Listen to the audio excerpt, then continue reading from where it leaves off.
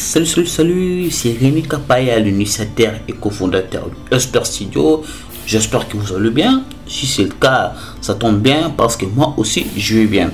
Aujourd'hui, nous allons apprendre comment dessiner une table en bois sur Adobe Photoshop. Sans plus tarder, nous allons attaquer CTRL-N, film et vidéo. Ici, nous allons caler sur pixel, largeur 1280, hauteur 800, résolution 150. Créer. Voilà, notre espace de projet se présente comme ça et nous allons créer un calque pour commencer. Voilà, notre calque est créé. Ici, pas de différence parce que notre calque est transparent.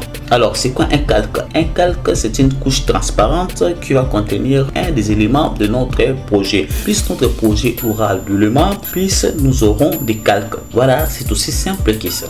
Alors, il y a trois différentes méthodes pour créer un calque. Première méthode, comme je viens de le créer tout à l'heure, ici, créer un calque. Deuxième méthode, ici, calque, nouveau calque. Ou soit les raccourcis qui est mentionné là, Maj, CTRL-N. Voilà les trois différentes méthodes pour créer un calque. Alors, sans plus tarder, nous allons renommer notre calque. Nous allons le renommer plateau. Voilà. Pourquoi plateau? Parce que le plateau fait partie des éléments qui composent une table. Outil rectangle pour dessiner notre plateau. Nous allons le dessiner comme ceci. Clic gauche enfoncé. Nous allons le baisser. Et on va prendre l'outil pot de peinture. On va sélectionner une couleur qui est proche du bois.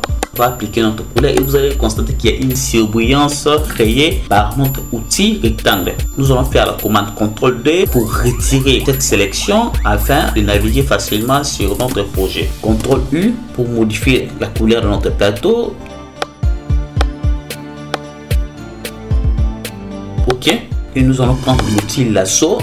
Outil lasso polygonal pour créer une sélection comme ceci.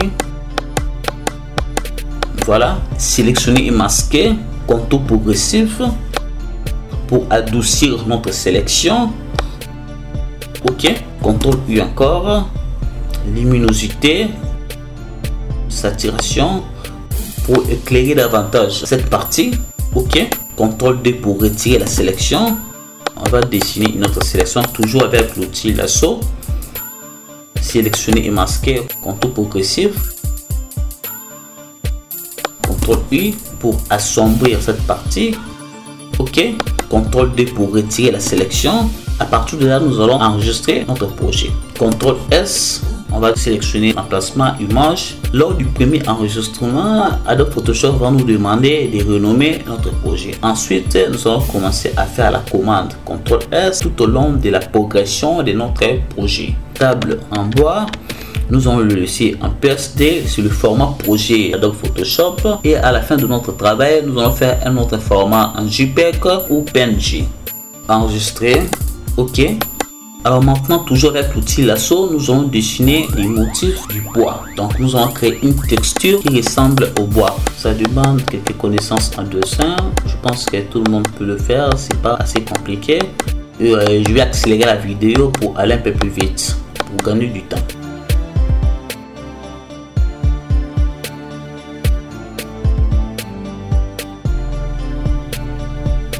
Voilà, sélectionner, masquer, contour progressif pour rendre un peu plus net notre sélection. OK. Et à partir de cette sélection, nous allons faire CTRL-J pour créer un calque de nos motifs. On va l'appeler motif. Pour l'instant, nos motifs ne sont pas encore visibles, ce qui est normal. Nous allons modifier sa couleur pour les rendre visibles. CTRL-U, luminosité, saturation.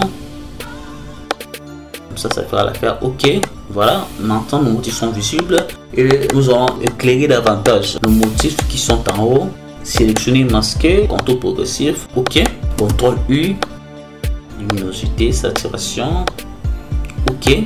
CTRL-D pour retirer la sélection. Maintenant, je pense que vous avez compris l'importance de la création des calques supplémentaires parce que chaque élément peut être modifié sans pourtant impacter sur les autres. Voilà. Alors, on va créer d'autres motifs. En sélectionnant les calques plateaux, on va créer d'autres motifs.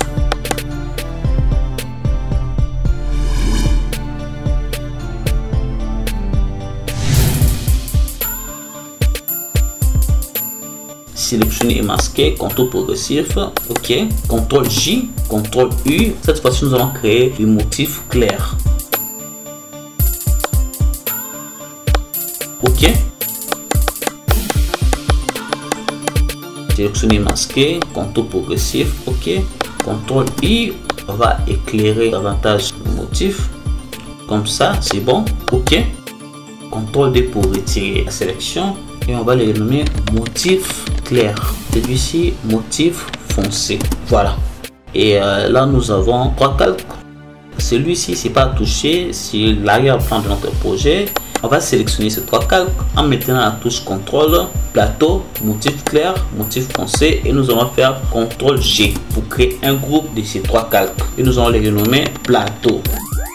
Et on peut l'ouvrir sur cette fléchette. Ici vous remarquez qu'il y a 3 calques, les 3 calques sont là, voilà, et nous allons dupliquer notre plateau, CTRL J, et sur cette copie nous allons faire clic droit, fusionner les groupes pour aplatir ces groupes. Donc ici nos 3 calques se sont fusionnés pour devenir un seul élément. Cette copie nous allons le désactiver ici pour continuer avec la copie fusionnée.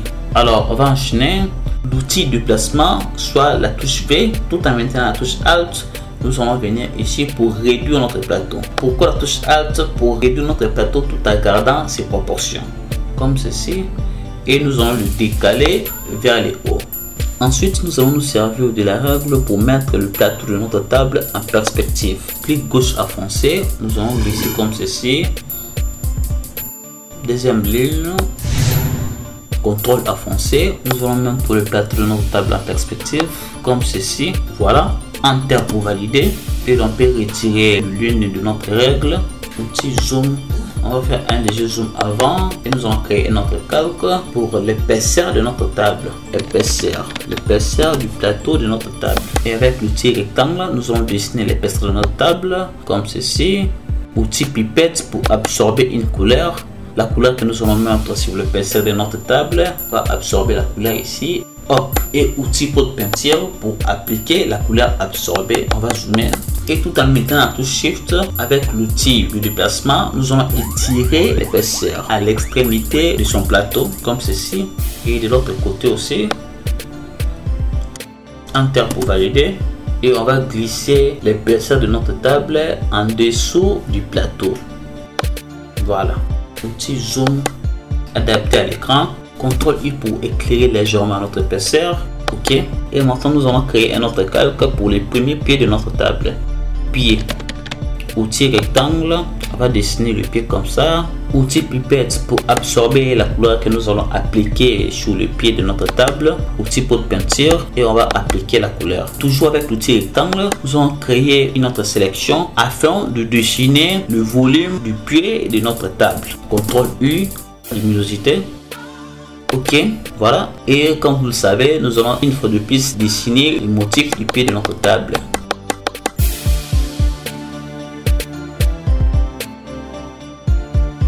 Voilà, sélectionner, masquer, contour progressif pour rendre plus précis nos motifs. Ok, CTRL I pour modifier la couleur de nos motifs.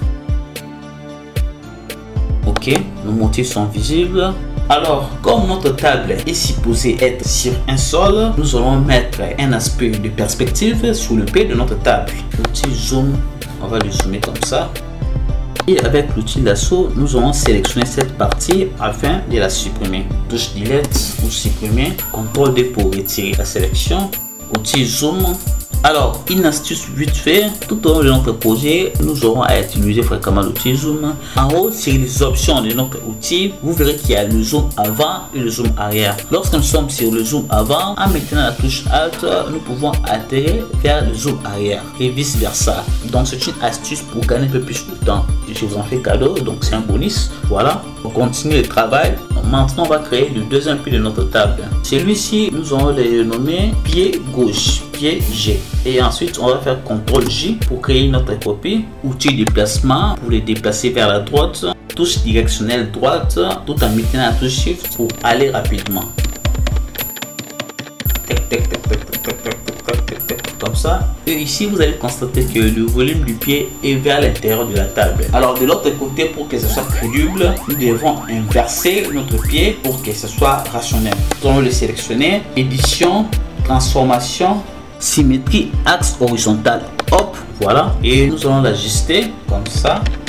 Ok. Et puis nous allons les renommer pied D. Donc pied droit. Ensuite, nous allons sélectionner nos deux pieds, PD, PG, CTRL G pour en faire un groupe, pied avant. Et nous allons faire CTRL J pour le dupliquer. Vous allez vite comprendre le pourquoi. Clic droit sur les groupes, fusionner les groupes et nous allons les renommer pied arrière. Ensuite, nous allons le glisser en dessous du pied avant. Donc, vous avez compris le pourquoi de cette copie. On va prendre l'outil de placement tout en mettant la touche Alt. Nous allons réduire la taille de nos pieds arrière comme ceci. On va le positionner.